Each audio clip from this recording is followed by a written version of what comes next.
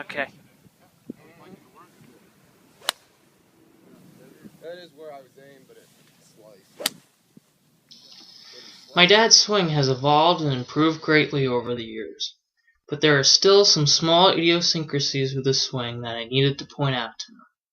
Since he was a teenager, he has used a super strong left-hand grip, which will be permanent forever, not something to mess with. But one thing I mentioned was to increase his power by using more of a wrist hinge at the top of his backswing. Notice, his pre-lesson swings are only about 3/4.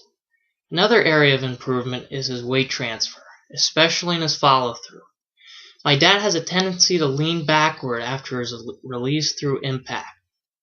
The third and final component I mentioned to my dad is his closed stance and slightly closed club face at address.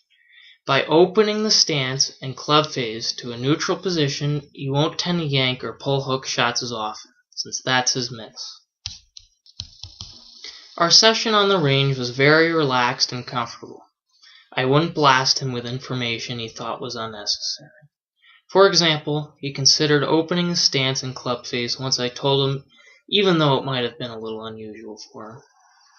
I told him to follow through properly and that we're not going to fall back, we're just going to push forward and imagine a pole as your center of gravity. The pole will help you from falling back. After the adjustments, his ball flight was straighter and his swing produced more power with solid contact. It actually seemed that his consistent shot was a slight fade. The additional lever of his wrist at the top increased his distance, while the opening suggestions improved his accuracy.